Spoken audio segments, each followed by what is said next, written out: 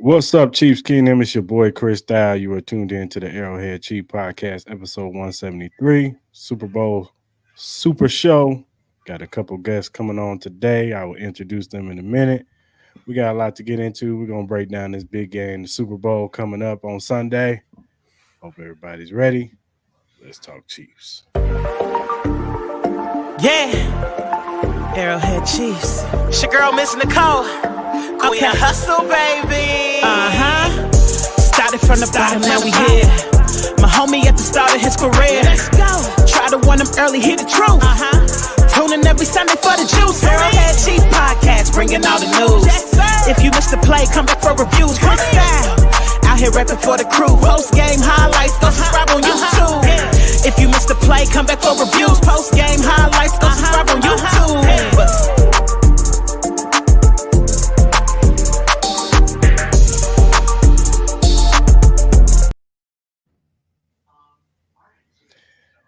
And we are back. Arrowhead Chief Podcast, episode 173, Super Bowl show. Got two guests on today. First, got JD from the Midnight Project. What's up? How's everyone doing? And I got my guy CG Ruthless. How you doing, CG? Doing well, man. Yeah, DJ Ant should be popping in anytime, any minute now. Before we get into the show, I want to give a shout out to our sponsor. Where you at? Where you at?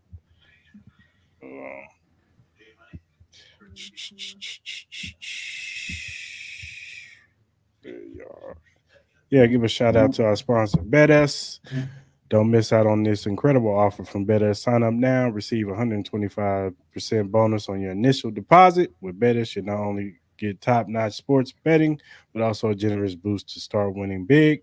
Hurry and take advantage of this promotion. Use our direct link and sign up today. Remember, terms and conditions apply. Only new users are eligible for this offer. So why wait? Join BetUs now. Experience the ultimate gambling excitement. What's going on, fellas? How y'all feeling? Feeling great, man. Super Bowl week.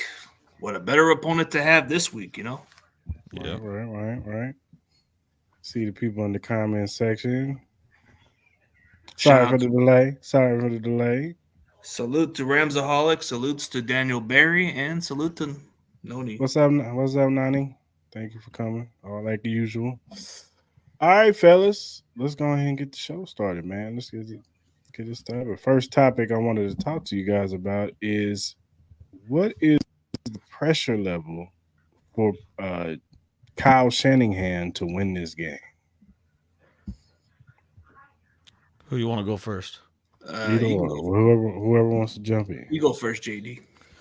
I think that there's a good amount of pressure. I don't think it's the amount of pressure that would cause someone to fear like losing their job per se, but I think as far as like legacy goes, there's added pressure there because not only has like his dad, Mike Shanahan, along with Ed McCaffrey, Christian McCaffrey's dad, they won in San Francisco when Mike was just a offensive coordinator. Then they go to Denver and then they win two more together. And now you look now where Kyle, he grew up, babysitting Christian McCaffrey and watching his dad and Christian's dad do that. And now he's also lost one as an offensive coordinator, lost one as a head coach. Now it's his second time going to a Super Bowl as a head coach.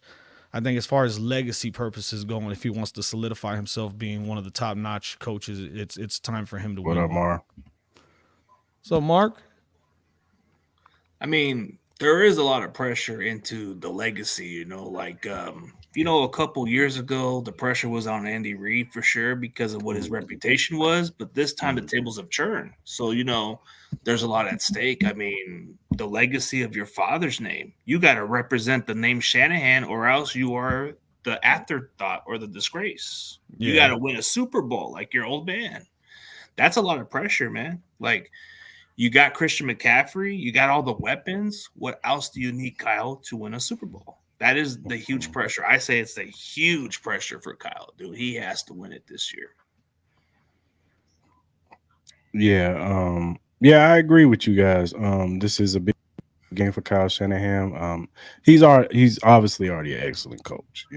That's not a question about that. He is definitely an excellent coach, but it's just getting over that hump and getting the Super Bowl under his notch. You know what I'm saying? To take him to that, that next level. And as far as being one of the young coaches in this era, because him, Sean McVay, guys like that, there you go. Those two are going to be competing against each other for years, long after Andy Reid is gone and all that stuff. All these old coaches that are, kind of fading out. These young coaches are going to be the new, coaches that are going to be out there. So, yeah, I agree with that. What you think, DJ Ant? Um, as far as like, fill me in with the question on that one because there's so many different ways I can go with this. Fill me on the question so I can get to answer this I just correctly. said, what's the pressure level for Kyle Shanahan to Ooh, win this boy. game? I mean, basically, this is his third time because here's the thing about it because the history of it, don't even going back to when they were when he was coordinating for the Atlanta Falcons, even that pressure's on him.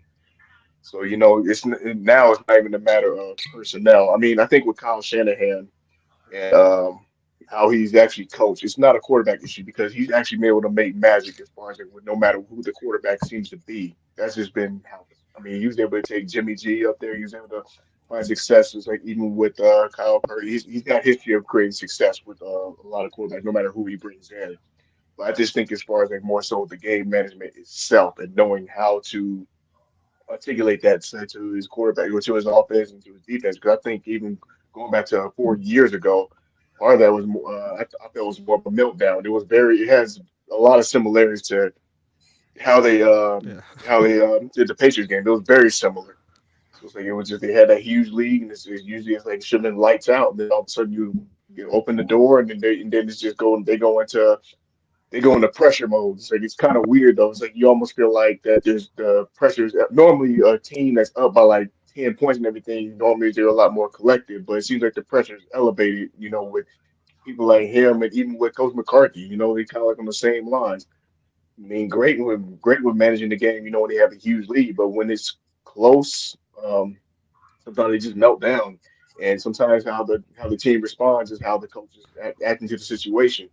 So that's just something that's just something you got to come to grips with, and as far as to be able to manage the game better and keep his composure and just run your game. Don't deviate from the game plan. Um, I think in this game it'll be a lot interesting. I think the pressure is definitely. I mean, it's funny that everybody talking about all the pressure that's put on Purdy, has been in discussion, not so much on any Chiefs personnel whatsoever. But I think Shanahan's should probably be under the most pressure compared to anybody that's on that field, no matter what. Not the GM, not it's like the GM did it, the GM did his job, getting all the personnel making those requirements. Shanahan Yeah. has got to try to deliver. That's the thing with him. Um, I just want to ask you two guys, JD and CG, a question. What were your thoughts in this playoff run so far? Like, how were your thoughts? How they've played. In Green Bay and then with Detroit. I mean, to be honest with you, the way we started off against Green Bay, I guess there was a little bit of that underwhelming performance, but you Mm, saw that in the second half there was urgency. At the end of the fourth quarter, there was a lot of this questionable mark that Kyle can't win from the fourth quarter with 7 points or something like that, and he kind of got over the hump a little bit. That Packers game was a little tricky because it was raining. There was a lot of factors into it, and there was just a little question on it. But then when we played Detroit Lions, because I was at that game, there was just a mm. little underperforming in the first half. So I'm kind of like just thinking, can this be what we're getting in the Super Bowl, or can this be the better team? Because second half, we're waking up. So we're showing urgency. We're playing from behind. And it's been those playoff demons that we haven't shown to play from behind and win games. And now we're showing it. So maybe there's some positive signs that we can actually overcome these type of situations that we've never done in the previous years. Yeah. What you For think, for J-? for me, I'd say it was just sloppy. With the Packers game, sloppy. There's no reason that it even should have been a game with the Packers. Honestly, we should have demolished them. The Lions, I knew would be a good game because the Lions, they were on fire. They were rolling. Like they had everything going for them, momentum, fan base, everything, right? But yeah, that Packer game, I don't know if it was because they had too much time off because a lot of the starters didn't play week 18 either. So maybe it was too much time off, and maybe that rest kind of had people sluggish a little bit. I don't know. We definitely woke up during the second half of that Lions game, which I'm gonna touch on that in a little bit too with some of the other topics that you wanted to bring up. Joe, you know how Oh we do man, it, man. We get guests on, man. Relax. right, right. Y'all don't mind Joe. He just talking. Even on that, so even speaking on that, it's like if I can, that was a situation where he was getting out coached. That was crazy in both of those games. I'm like, what is this dude doing? Especially in the Detroit game, that became a coaching debacle by the coach himself and everything, not knowing how to handle situationals. I mean, I get sticking to who you are and who your DNA is and what you do and stuff like that, but at the same time, you got to go and say you got to make the smart play. The situational is like to go up 3 scores and really put them under the line, but he opted not to. He just chose to stay true to who he was. I mean, there's a time and a place, especially on the road, but like I said, but the bottom line is you're on the road. You can't get that kind of momentum when you're on the road. And it I just went the agree. Niners' way. Yep. I don't know if it would be out coached in the Lions game though, because Dan kind of screwed his team a couple times in that game. In the first one, the first half was a clear out coaching, but the second half is just a switch. Just I didn't understand it. It's like That's it's weird. It's almost I can't explain it. what got the Lions further was because Dan Campbell's gutsy, so he took chances on every chance. Those fourth downs either paid off or pretty much backfired him. I mean, there was those Mhm. times where he should have kicked field goals, but Yeah. everybody's been So, saying we've been lucky for some reason. I mean, look at what is it? Matt LaFleur was going on fourth down on that play. That should have Mhm. been kicking a field goal, right? Right. Yeah. And mhm. then the missed field goal, you can say we've been lucky. We've been kind of having our luck in our way, So yeah, we may have played sloppy first half, but now we're starting to wake up, and maybe this is what we needed. Maybe this is something we needed to do to go into this week because we're playing a team that's hot right now. Kansas City is peaking really hot. They're the defending champions. You're gonna play a much better team on defense, a team that's in a familiar faces in Patrick Mahomes. So you're gonna face a guy who's been there and done it. Mhm. Yeah, and don't It's get me wrong. I understand Dan Campbell wanted to go for it a lot, because I guess throughout the year they did it a lot, right? yeah, They whenever it was fourth and third or less, they went for it 25 times, and they got 20 out of 25 throughout the year. So like I understand the logic behind going for it, but this is playoffs. Like you don't get correct. another game after this. You got to find a way to win this one. And when they already had us behind, they should have capitalized and took advantage of it, and they didn't. I think that's Yeah. probably the coach. That's coaching and experience. I thought that was actually going to kick in the very first playoff game, but it just showed up in the worst possible situation. So I mean, they Yep. live, they learn, but will they recover? I don't know because it's a hard road to get back. Yeah, for sure. All right.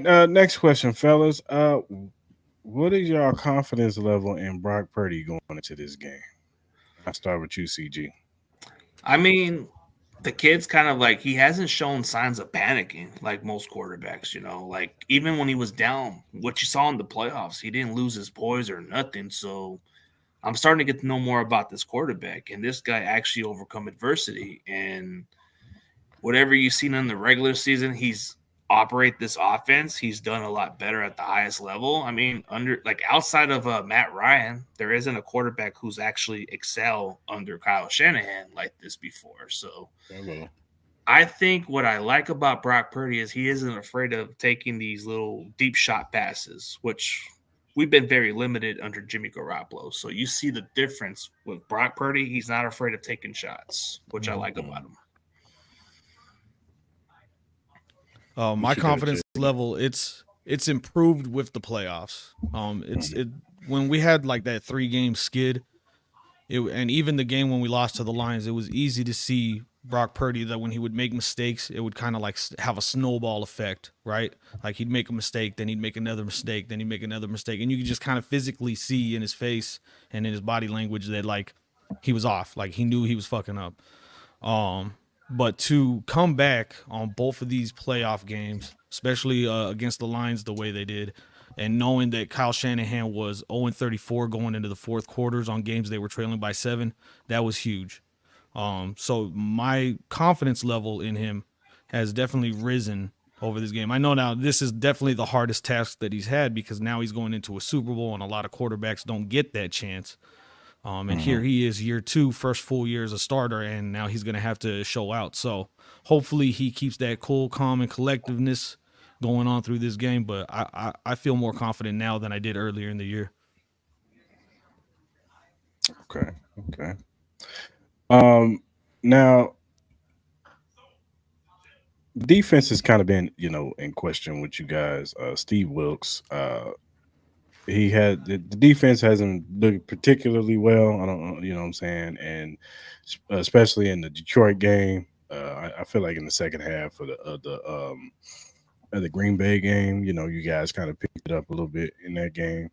But in that Detroit game, to go down 17, you know what I'm saying, and you got all the guys on this defense from Fred Warner to Nick Bosa, Greenlaw, Charvarius Ward, who's a familiar face for us.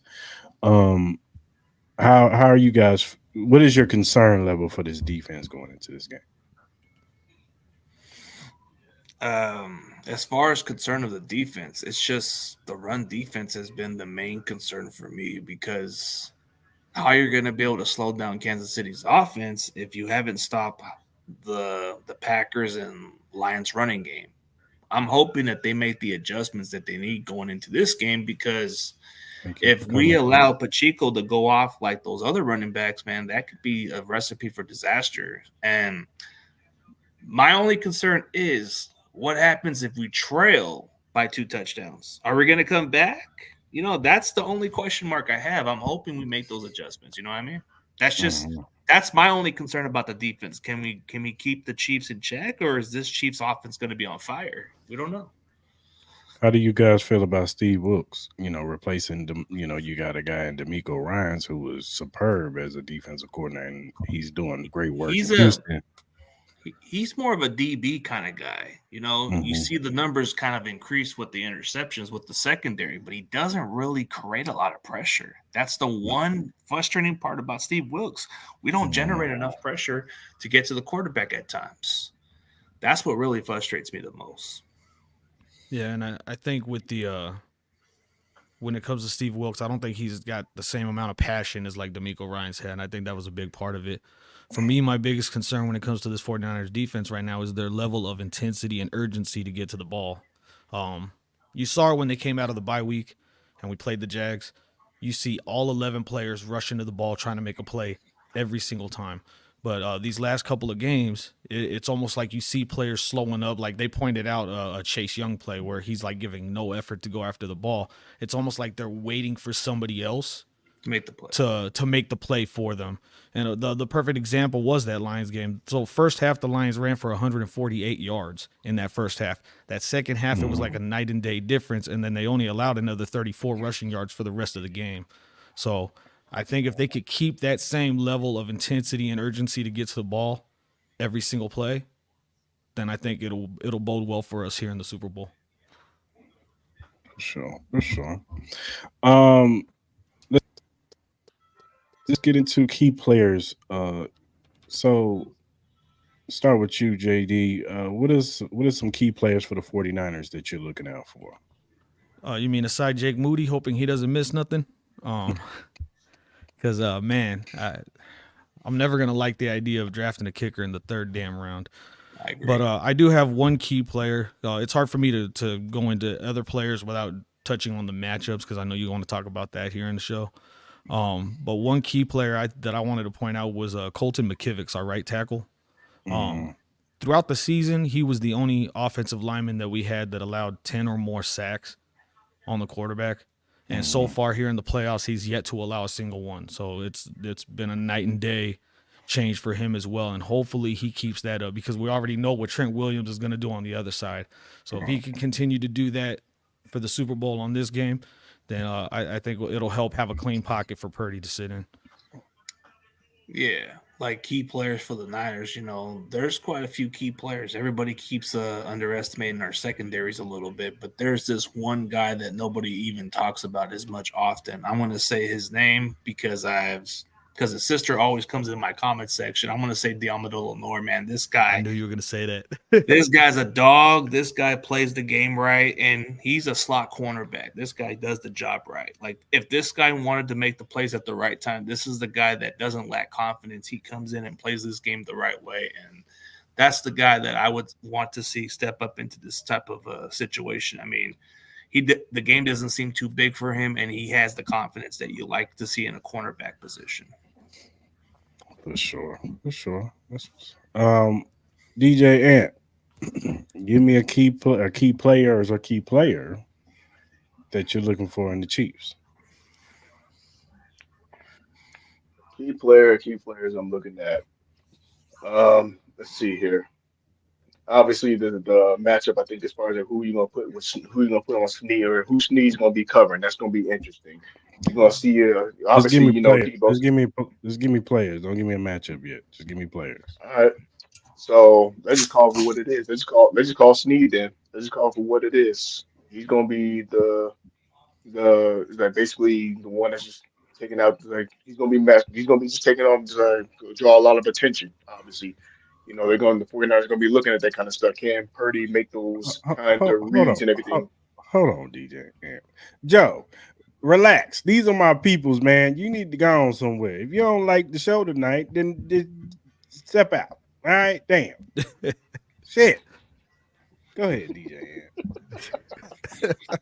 You in there causing ruckus, and then we in here chilling, talking about the game. Go ahead, DJ. But Sneed naturally, as far as like, what they're gonna be looking for him. Where is he gonna be at? Where is he gonna be matched up at? But all the other role players, they're gonna speak for itself. Offensive side of the ball, um, man, he did a good job last week, even going in for two knees. Like that's a given. But Pacheco's definitely going to be the interesting guy as far as on the offensive side, because even historically, if you look at the previous history of Super Bowl games, stuff like that, the running back has always stepped up in the big key Super Bowl matchups. Even Mhm. going back to the previous matchup when years ago, we had Williams back then. He was a terror. Arguably, should have been the MVP in that first match in the Super Bowl 4 years ago. So it's going to be very.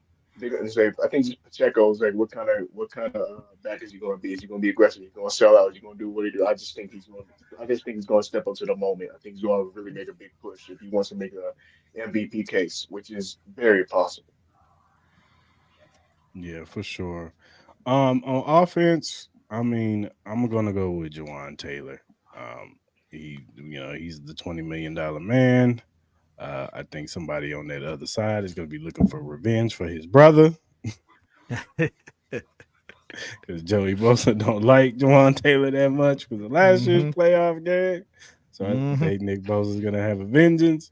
So Jawan Taylor, how he holds up, he's been holding up these past two playoff games. Really no penalties. Uh, maybe like one, I think it was last week. But other than that, he's been pretty good. So he's one of the key players. If he can keep Mahomes from getting Nick Bosa on his back, then mission accomplished. On defense, I'm gonna go with Trent McDuffie on the other side. Whoever he's covering is going to be essential, whether it be Debo Samuels, whether it be Brandon Ayuk, hell, whether it be Jawan Jennings. Um, Trent McDuffie is going to be huge. He's been all pro in the slot all season, but he's got to hold up. Sneeze gonna follow probably Ayuk. I I think that's who he's gonna follow. Hmm. So it's gonna be instrumental how Trent McDuffie plays. He's been playing good all season, but he's got to hold up his side on the other end. So Yeah. those are my two key players on that side. And before we get into the matchup things, could I point something out real quick too? Go ahead. I saw this come on just before we started recording, and I thought that this was like a very classy move here. But the 49ers organization, Jed York, they had over 800 full time employees, staff, interns, family members, and friends have their trip covered to come out here to Vegas to watch the Super Bowl. So to me, that was like a stand up move by the organization. I thought that was real classy of them.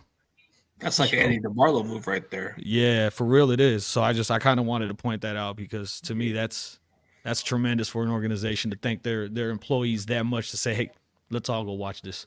Yeah, like instead of like X factors as far as like what you're saying, like I didn't even mention the offense part of the game. So there's gonna have to be this one guy that has to make a huge difference. I know everybody talks about Trent Williams a lot, but it has to come down to Jake Brendo, which I'm not a big fan of Jake Brendo. I don't like the guy, but he's been playing good football the last 2 games. If he keeps playing the way he's playing, he should be able to open up the gaps a little more for the running backs because that's where we need to excel at is in the inside or any other run system.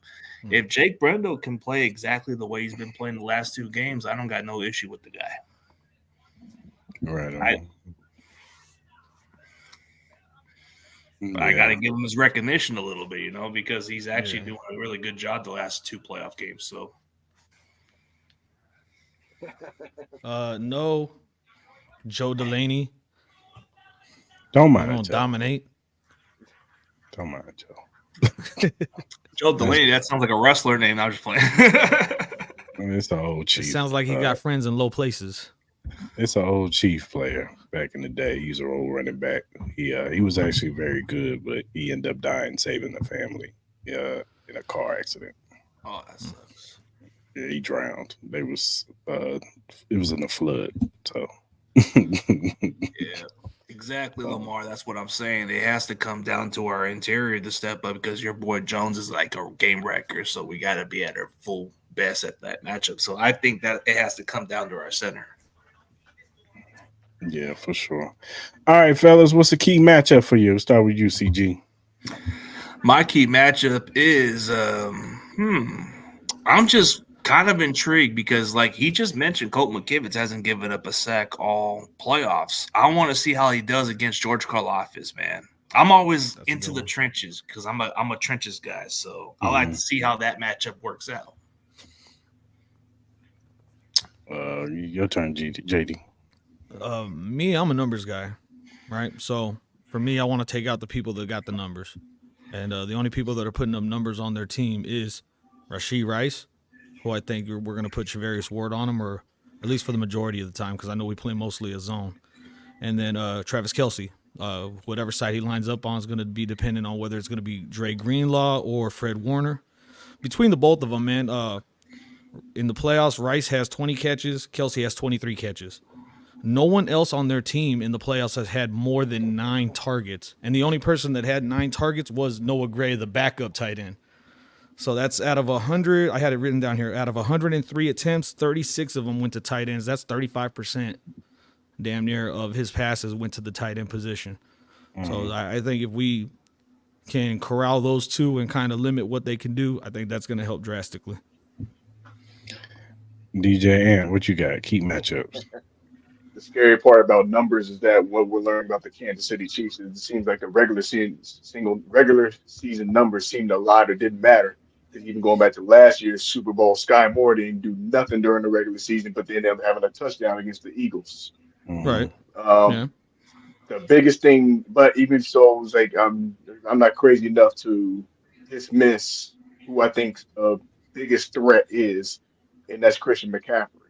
And Mar hit it right on the nose. It's going to be those linebackers and dealing with somebody like Christian McCaffrey who can run the ball. He's tough. He's tough to bring down. Got to be physical. You got to watch him in the passing game because if you're not careful, he can take something as simple as that could be like a 10-yard play, and you can take it to the house and run it 30 yards down your throat. That's a possibility. So it's going to be Christian McCaffrey versus basically the linebacking group. That's my matchup in a nutshell. I mean, I'm not concerned about the secondary of the Chiefs whatsoever, and I'm not going to throw out the other side, but that's going to be the more interesting. I just think if Christian McCaffrey is the one controlling this game, or if he has just as much of influence in this game, that's going to decide who wins or loses this game and how it's managed. Yeah, for sure. I'm gonna go with Justin Reed versus Kittle. That's going to be a big matchup. He's going to probably be the one manning up with him. They'll probably do a rotation with Mike Edwards too, but I think mostly it's going to be Reed on Kittle. And so that's going to be a big matchup in the middle of the field because I believe in the passing game, that's where the 49ers are going to try to attack us, is in the middle of the field, and attack our safeties, especially challenging them in coverage. I think they try to stay away from the outsides from Snead and McDuffie, and I think they try to attack that middle of the field and test our safeties and maybe even some of our linebackers too. But that matchup is going to be intriguing to me. Um, all right, fellas, 49ers on offense. What do they got to do to win this game? What do we got to do to win this game? It's got to start with the offensive line. The way we just got to execute, run the ball effectively well. If we can do that, which everybody should have told the Ravens they should have did that in the second half. That's probably the one thing they missed. I mean, I'm just saying. You're right. The Chiefs, they got a great defense. Don't get me wrong. But if you guys give up the average of 4.5 yards of carry and it works, why stop what's not working? Stick with the formula. Kill the clock. Keep this Chiefs offense off the field, and you have a better chance to win this game. That's how I look at it. Yeah. What you got, JD? For me, it's be ultra aggressive. Attack. Don't let your foot off the pedal, not even for 1 second. Don't get conservative at any damn point in the game because you don't want to give Mahomes an opportunity to come back. Score early and often, get the touchdowns, not the field goals, and try to get a sizable lead by the end of the first half. Reason being is like Chiefs, they're 28th in the league in scoring in the second half, while the Niners are first in scoring in the second half. So if we could get a good lead going into the halftime, that's just all the more better to help our odds so that way we don't have a repeat of 2019. For sure. All right, DJ Ant, Chiefs on defense. What do they got to do to stop this high-powered offense? Chiefs on defense. What they got to do? They got to get to Purdy's head. They're going to disguise. They're about to confuse the mess out of Purdy on this one because, like we're talking about in this one.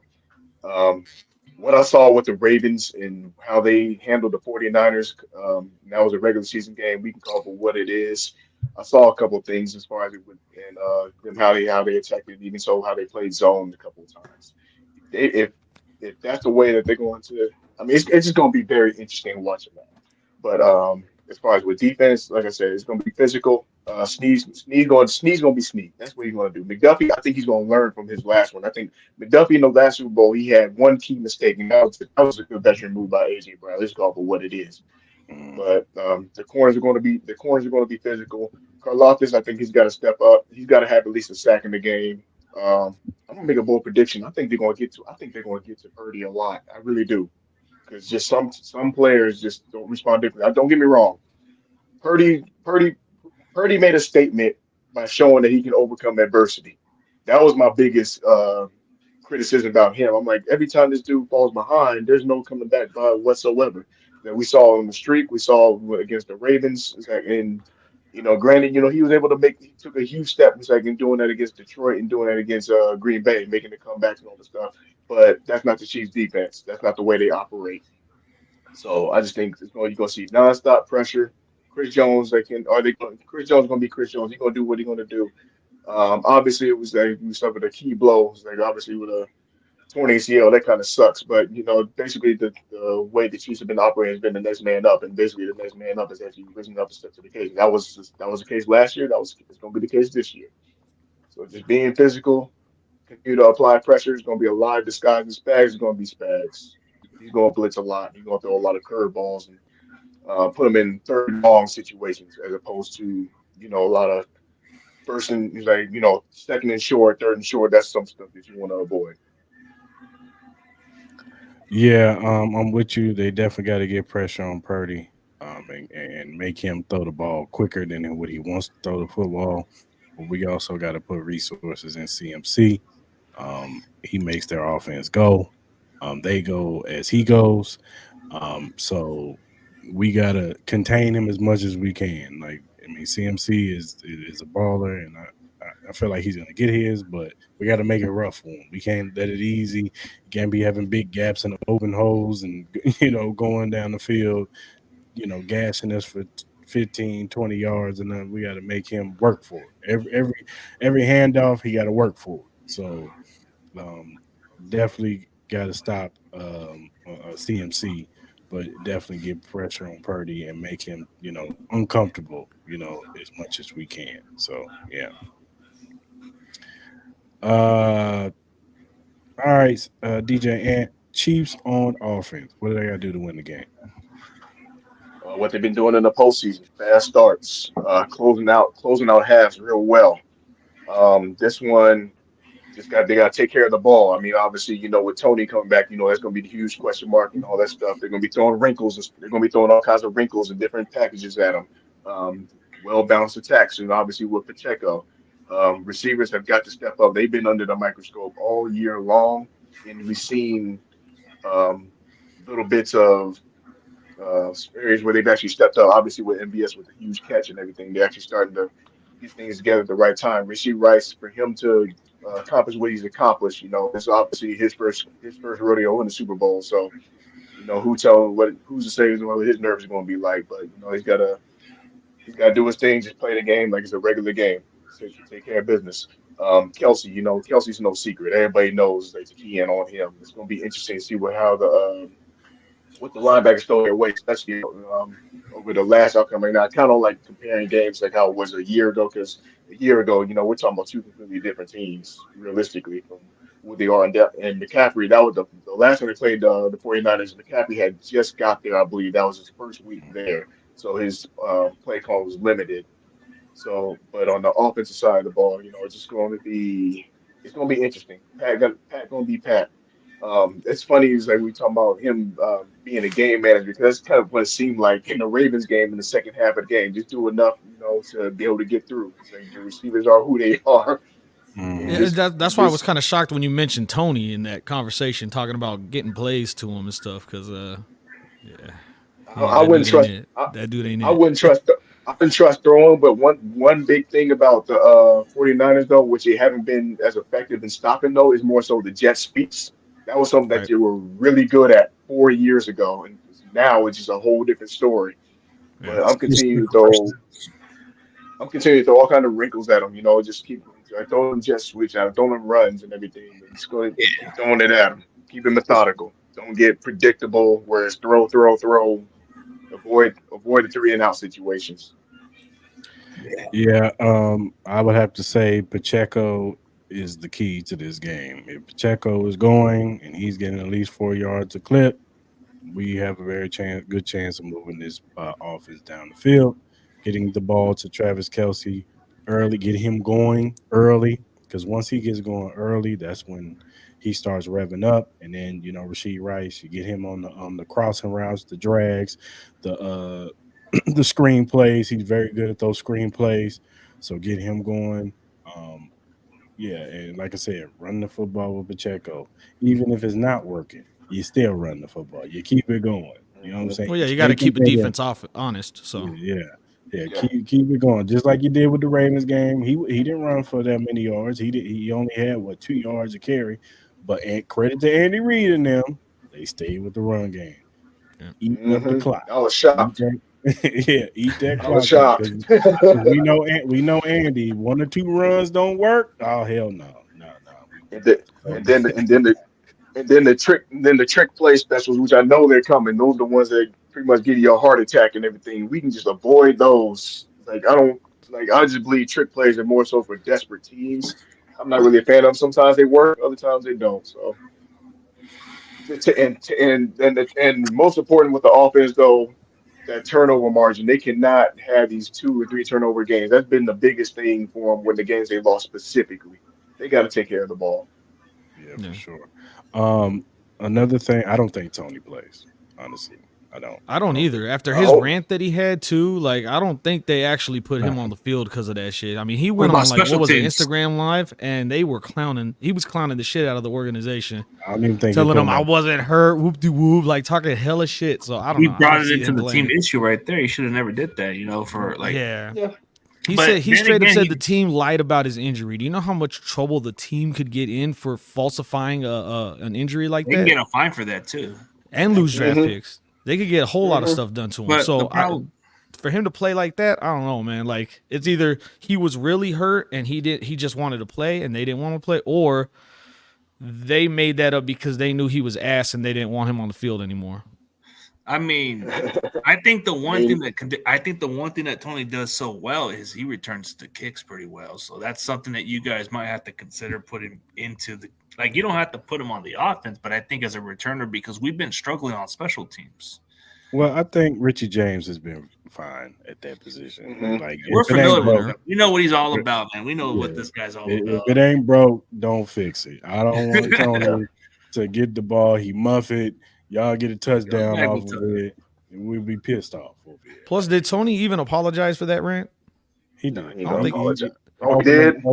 Opening night, he did. They I think he said that I he was think- taking it towards the Giants, which was BS. Yeah, You know? he said Yeah. somebody took his vocals and it was Nah. AI, and then he said Lying he's ass. sorry. You know, he said he loves the Chiefs. He'll never do anything to the Chiefs. But the one comment that I do think that Andy Reid You're won't probably gonna like say what I was gonna say.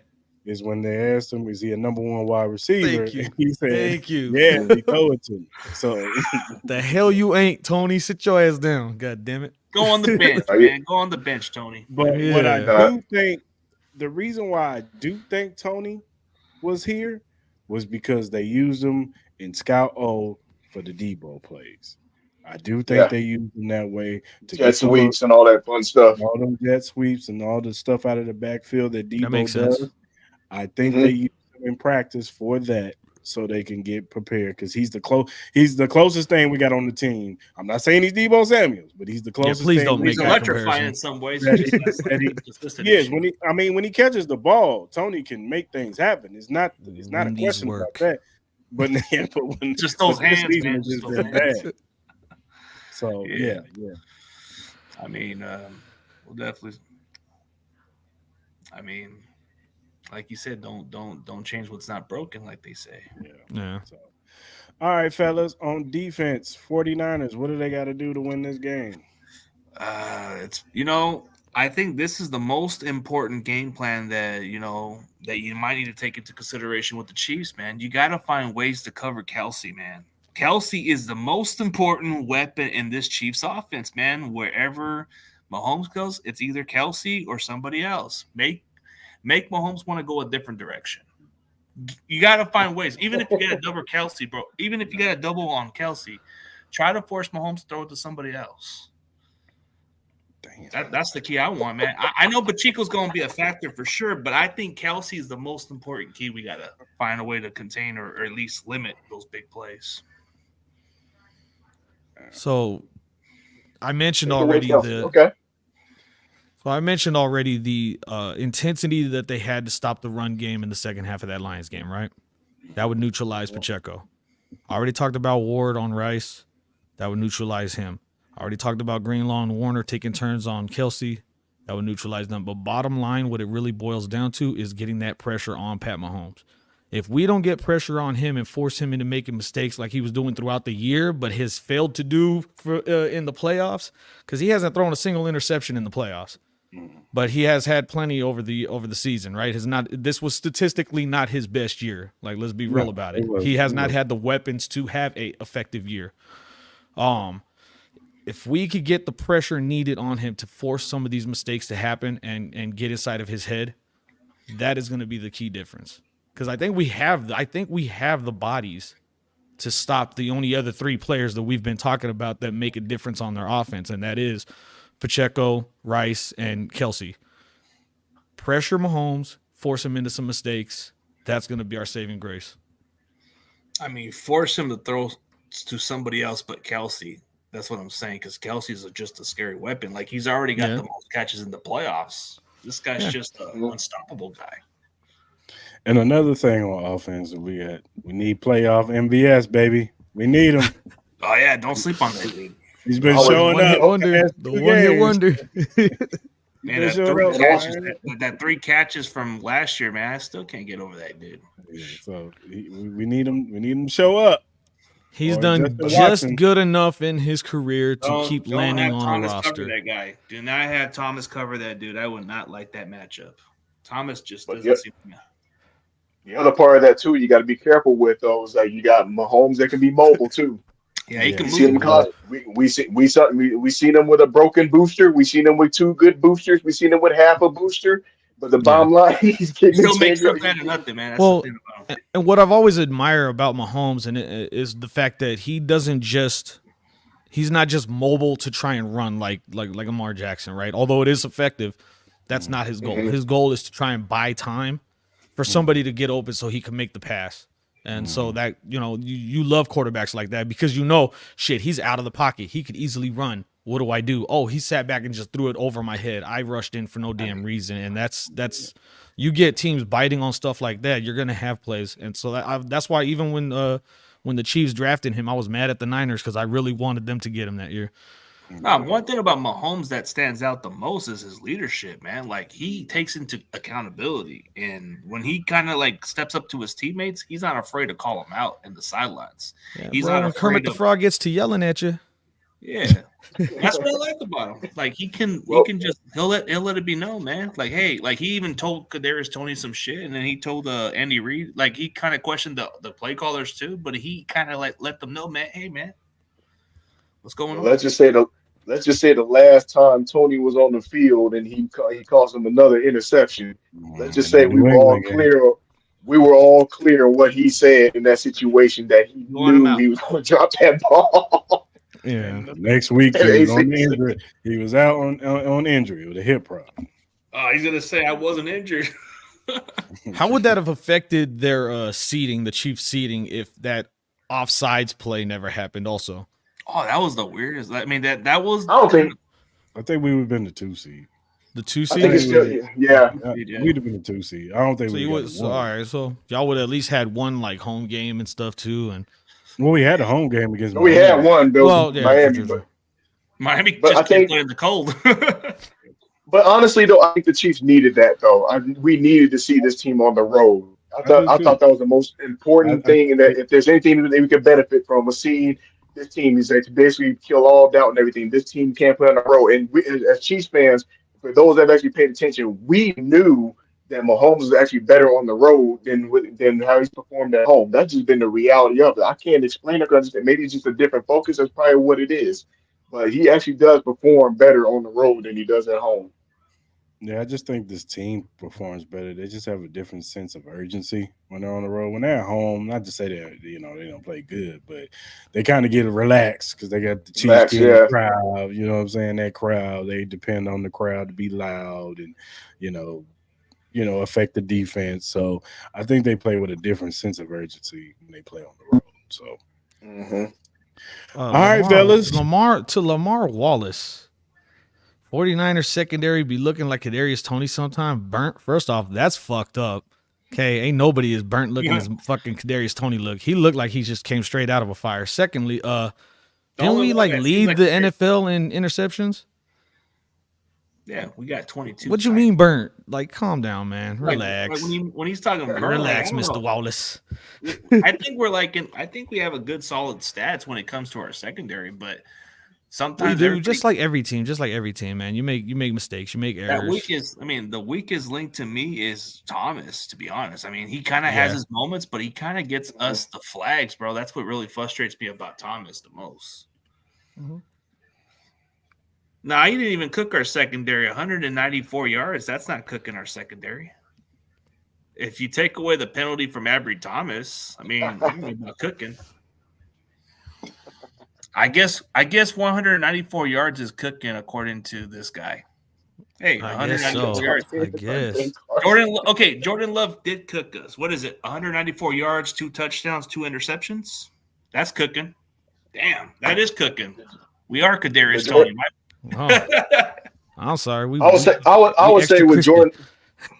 I would say with Jordan Love, the only thing I didn't like was and that was a typical young mistake though. Was he instead of throwing that ball out of bounds, we've been seeing it from quarterbacks all over. Instead of throwing it out of bounds, lead to another player, throwing another play, he just threw a duck somewhere in the middle of the field. That's one thing I did not like about that situation. That was stupid. But that was absolutely stupid. I mean, sometimes the moment. It's just sometimes those jitters get to him. Especially with quarterbacks that never been there. I mean, Yeah. we seen that tail of the tape, especially with Stroud. There was a tail of the two tapes. You saw how they played against the Cleveland Browns, but then when he ran into, I don't think they scored a touchdown really in that game. I think it was a defensive or special teams or something like that. It was. They couldn't put Yeah. any points, I but think it was a punt return, wasn't it? Yeah, it was a punt return. yeah, it was a punt return. Yeah. But the ones that were inexperienced, it basically got exposed. I mean, and Lamar Jackson, even with that, they just basically deviated from their game plan. That's what it looked like to me. I They mean, he got panicked. away from who he was. He got away from who he was. They fell from that lead. They had some costly turnovers. People were talking. People were and Zay Flowers. I don't know what he was thinking. Yeah. Some of these. One thing I don't like about these young cats though is like some of these new players that they gotta learn how to act like they've never been there before. And you're Well, talking about a veteran team, and it's funny though how it came back to haunt him when Snead punched that ball out. And it's like that's the kind of stuff that comes back to haunt you. You do stuff like that, Right. you taunt and all this stuff, and it come back to bite you. I mean, But you can't. that's more of a veteran move by Snead, man. He took advantage of that. Absolutely, Yeah. Yeah. absolutely. Yeah, because that could have been the difference between you guys winning this game or not, because that play alone kind of proved otherwise. Yeah, for sure. And even, All right, and even fellas. so, Go ahead.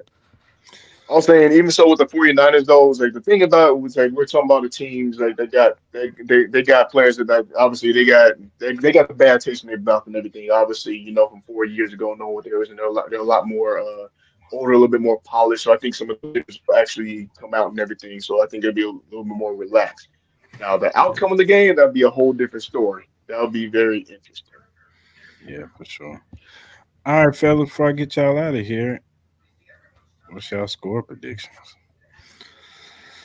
All right. This is gonna come down to the fourth quarter, the last few minutes of the game. This is gonna come down to the last possession. Hey, Kansas City's up by what is it? 4 points. Niners go down the field.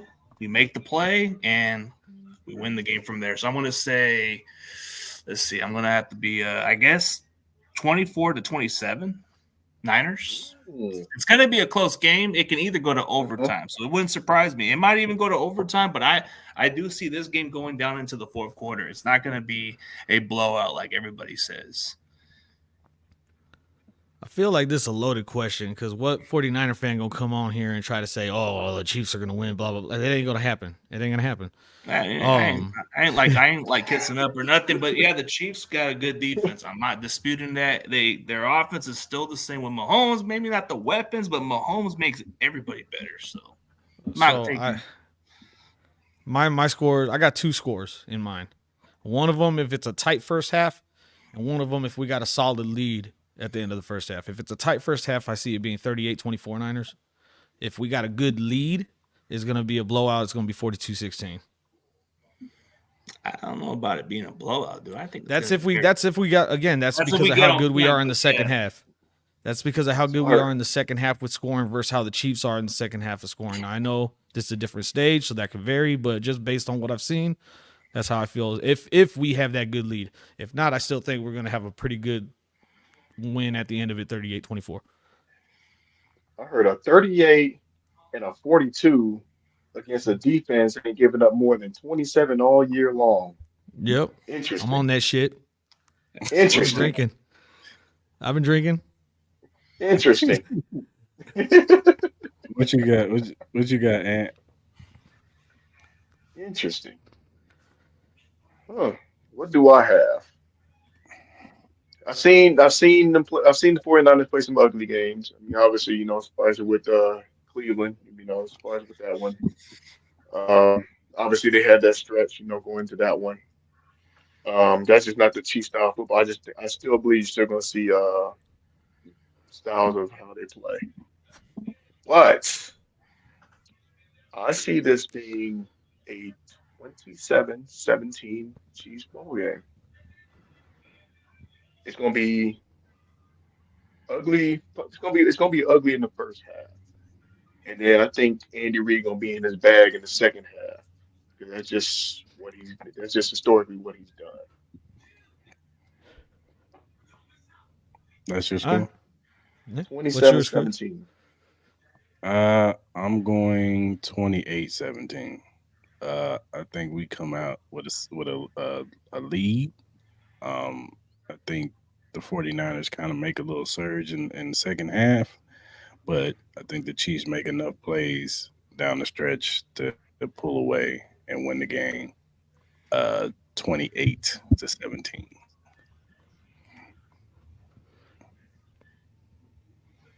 Fair enough, man. That's fair enough because you guys are the defending champions. There's every bit of what you guys are playing your best ball, so I can get that feeling, man. But we got that bad taste on our mouth 4 years ago.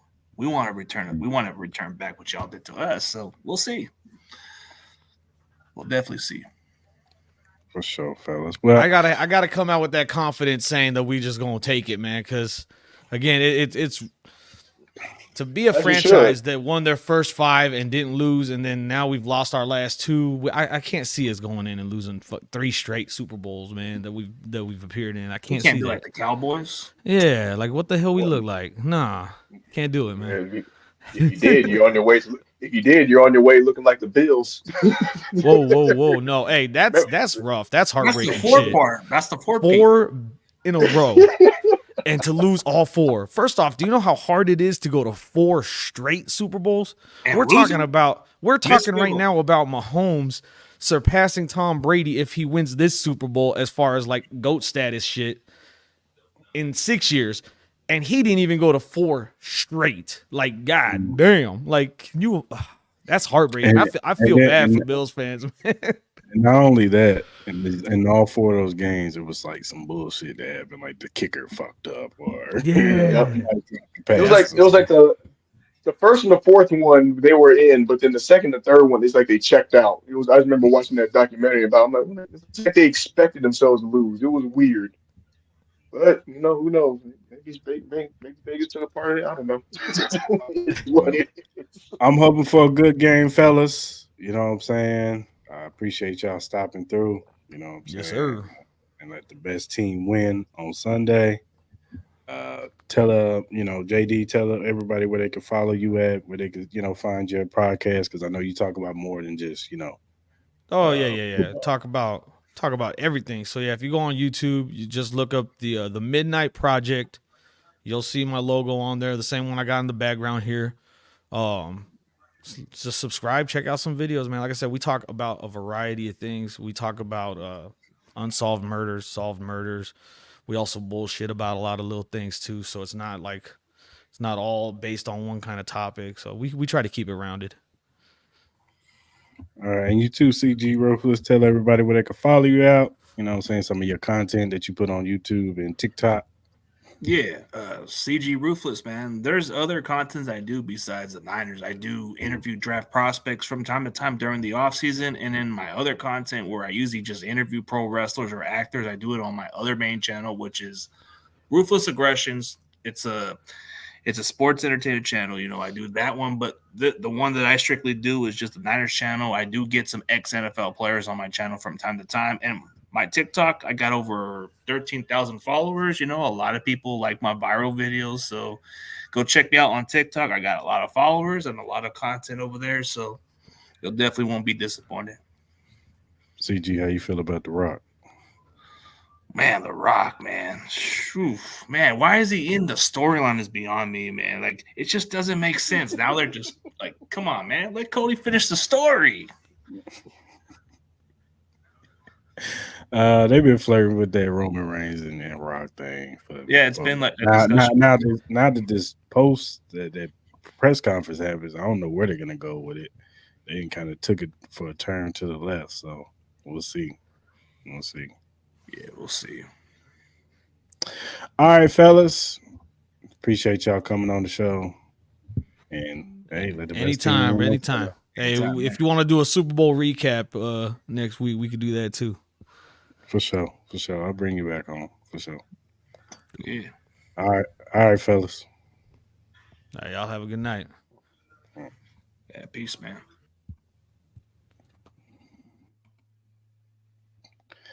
Interesting. All right, Ant, how you feeling, brother? How you feeling, Ant? It's cool. I mean, all this stuff being here in Vegas, it was actually a cool atmosphere, to be in stuff like that. I know you were on the other side, stuff like that. So, you definitely heard the Niner faithful in the stadium. You definitely, They I was mean, and it. not just the stadium at work. They was at the little, they was at Lift Bar today. That's this lounge at Hmm. Aria. And they was in there thick because it's like the 49ers fan house thing that they got there. There's Niners stuff all over the place and they Hmm. Niners. That's all I heard. I I was know like, man, it's like the Niners and the Raiders have the same chants. They just use the same tones, just different teams. That's all it is. that's It that sound like Raider that's, fans. that's that Bay I said, Area stuff. You know what I'm saying? So I'm like, it's cool. And then I've been seeing through the Facebook posts and stuff like that. I seen one that said the defense wasn't that good. I said, defense not that good, huh? Just put a little infamous Mahomes notepad underneath there. I said, okay, we'll see how it goes.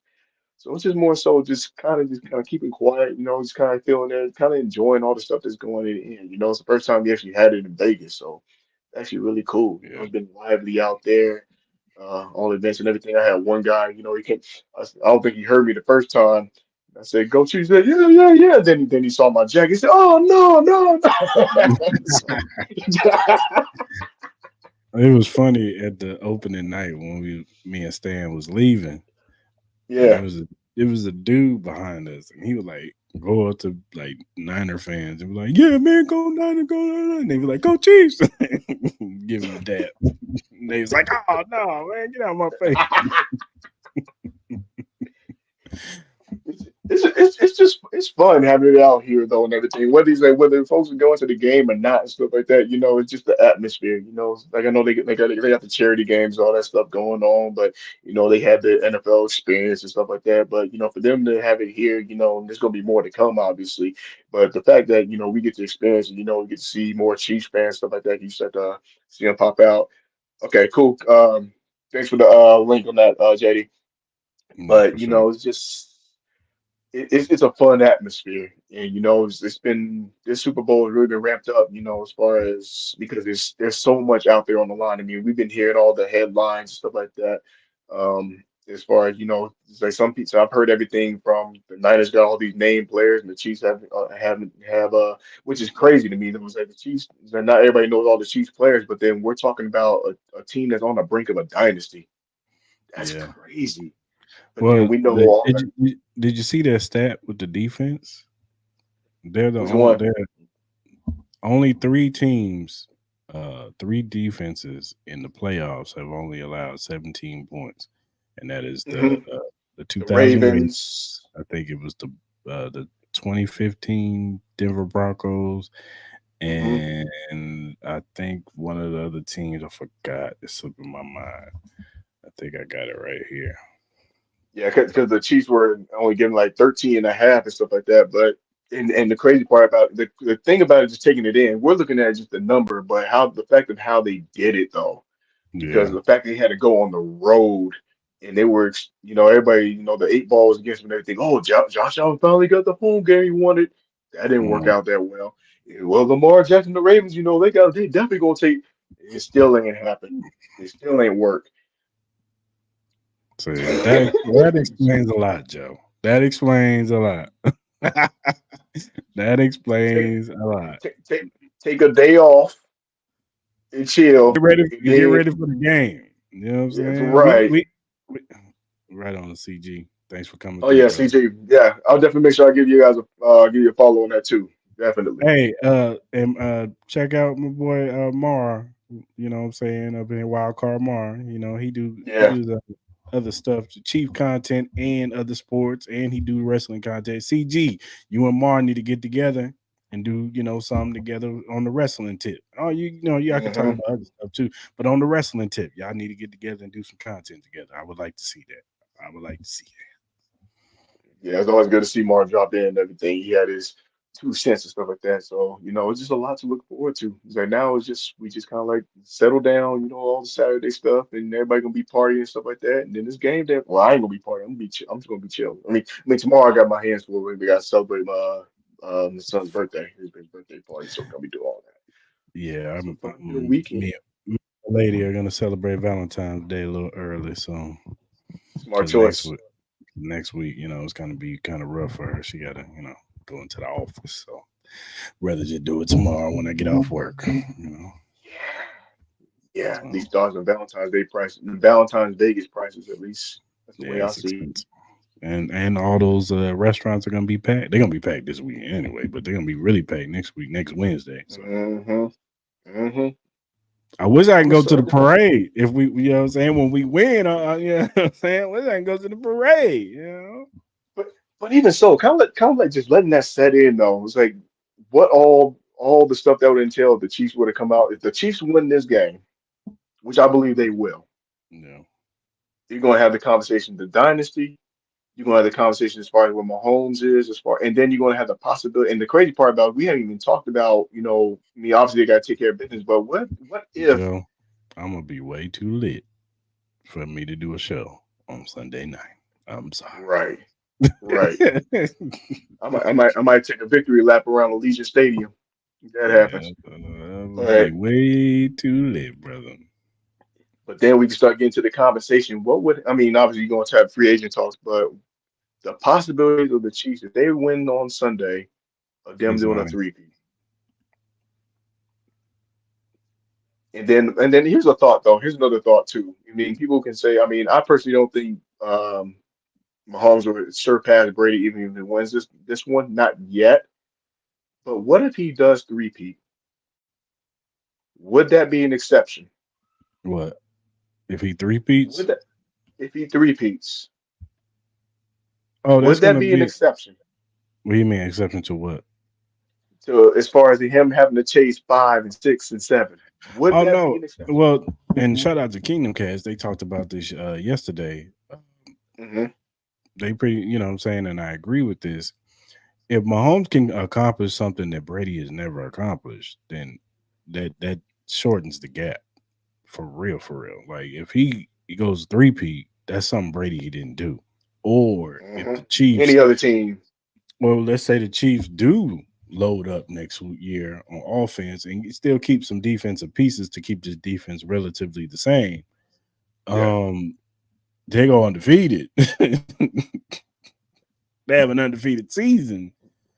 That's something Brady didn't. that He didn't complete the that would mission. So that would surpass the Brady what Brady accomplished, and then that would surpass what the Dolphins did because the Dolphins, I believe, were they went to three straight, but then they won the latter two. They won the latter two. They didn't get the first one.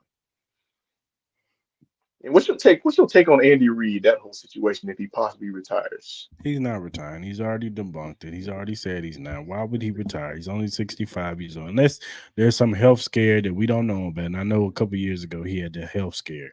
But other than Right. that, he's not leaving. He's got Mahomes at his prime. This is the crazy part is this is the prime years of Mahomes. Yeah. Yeah.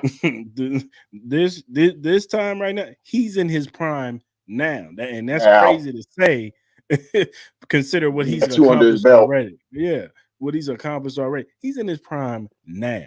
For what? Because what he did this season, and I know statistically it wasn't the best, and he had some mistakes on himself. It wasn't all just the wide receivers and the penalties. He threw some bad balls this year too. He threw Hmm. some bad passes, this year and threw some interceptions. Like, what are you doing? Like, you know what I'm Yeah. saying? Like that, cost us some games. So, Yeah. um, but he definitely he's changed his game to where now, just like the Ravens game in that second half. Yeah, the Ravens made some adjustments, but I also think that Andy Reid took his foot off the gas too. Yeah. Personally, I think if they But wanted to dial it up, they could have dialed it up. respect to the defense though. I mean Yeah, Baltimore, yeah, yeah. they're Now legit. They're a Baltimore has legit defense. they are a legit defense. Absolutely. Yeah, he's gonna ride it out for as long as he can. Now at 70 now, or what I'm saying, we can have that conversation. You know what I'm saying? But right now, he's not going anywhere. He's not going But anywhere. but I think this would probably be the most prized Super Bowl or this would be the most prized year if he does win it this year. And the reason why, because the first year, when he got that first ring and everything, that was cool, that was special and all that stuff. Last year was special because they had to do something that no team had really done. They opened up like 8 straight games against playoff teams. Nobody had really done that, and they got the job done. Now, if for him, if you're able to accomplish this with the receiving core that they had, this would probably be the most prized one yet. Because not only that, but also he had to go onto the road for the first time Yeah. and beat the one and the two, and then basically beat another one. I mean, And here, you couldn't ask for a harder road trip. and here's another thing that's underrated is that, you know, if Andy keeps going, and let's say Belichick doesn't get a job again, he can catch him in wins now. You can. If he gets continues to getting him and Mahomes are continuously getting 10 to 12 wins a season. He's got 258 wins and Belichick has 302. Yeah. So he can very well catch Belichick at the end of this, and now we might be having a different conversation. You know what I'm saying? Yes, I know Belichick has 6 rings, but I don't think he needs 6 rings No, you don't. to start talking about the coaching. Just him and Belichick. You know what I'm saying? Who's the better coach?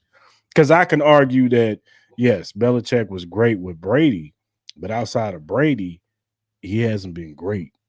You know what I'm saying? Right. Whereas in Andy Reid, he was going to he went to 4 straight AFC championship games and has 100 wins with the Eagles, and then came over to the Chiefs and did the same thing, and finally got the quarterback that is on his level thinking wise and has that Hmm. same competitiveness that he can get him over the hump. And now the sky's the limit. So That's just gonna be crazy. I just can't. I just what the narrative would be if that happens.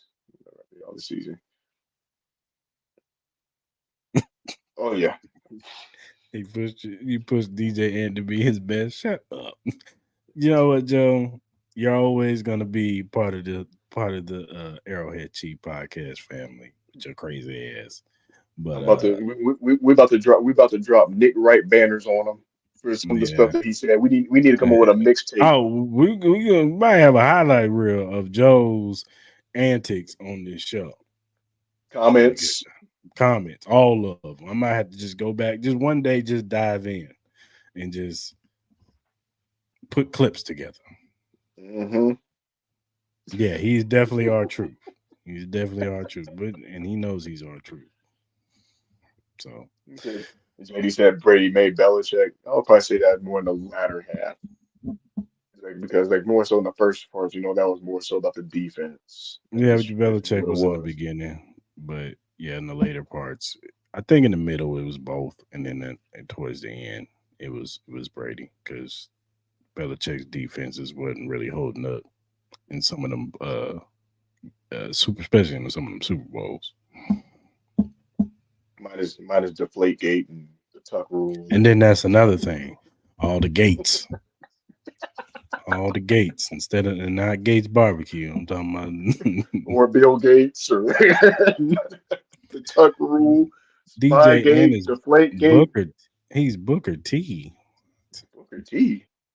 Man, that's an insult. That's all bad. The world. You expect me to come out red leather pants too? That's what's not gonna happen. But yeah, it's like it's just funny though. It's like all of a sudden now the Chiefs have been villainized. I mean, and we Yeah. spoke about that too. It's like Lamar and everything. It's funny. It's like how a team all of a sudden becomes villainized for just simply being successful. It's just crazy. But I it am is not what no it is. damn. I am Triple H, and you will put some respect on my D-Lo damn one. name, Marlon. I'm the one who books this show. I'm the one who I'm, sets all this stuff. Ain't I'm no gonna cue the damn music. D'Lo Brown. I'm gonna cue the music on Tuesday night. D'Lo Brown. Dare you? I'm creative around here. D-Lo Brown. That's all bad.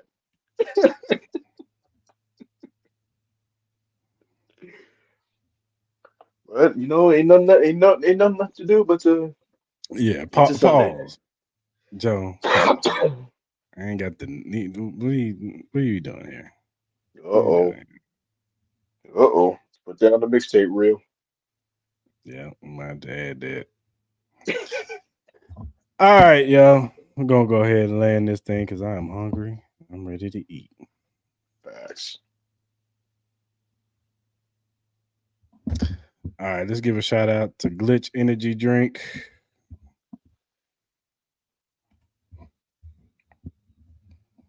Shout out to Glitch Energy. Glitch Energy Drink offers a wide range of delicious flavors to suit everyone's taste preferences, whether you're into fruity flavors like Maui Punch and Cherry Bomb, or prefer something unique like Blue Smurf and Grenades. There's something for everyone. Glitch Energy Drink is not only great for gamers and workout warriors, but it's also for everyday people who simply need a boost of energy. It's a healthy choice that you can feel good about. You can find more information and purchase Glitch Energy Drink at glitchenergy.com. glitchenergy.com. Remember to use the promo code AHChiefPod to get 10% off your purchase and start enjoying the benefits of this delicious and energizing drink. The Glitch Energy. Glitch energy drink. If you look down at the bottom, you'll see the link emqpodcast.com/locker-room. If you go to that link, you'll see the locker room access of all the podcasts under the Every Morning Quarterback umbrella. They got a 49ers one, they have a Patriots one, they have a Jets one, and they have ours, the Arrowhead Chief Podcast. Click on the link on the banner, see all of our episodes from the past ones to the recent ones. Also, check out their podcast. They talk about everything league wide in the NFL. They do college football, and they give you betting tips for the week. So if you want to win you some money, go ahead and check out their show. Shout out to Every Morning Quarterback.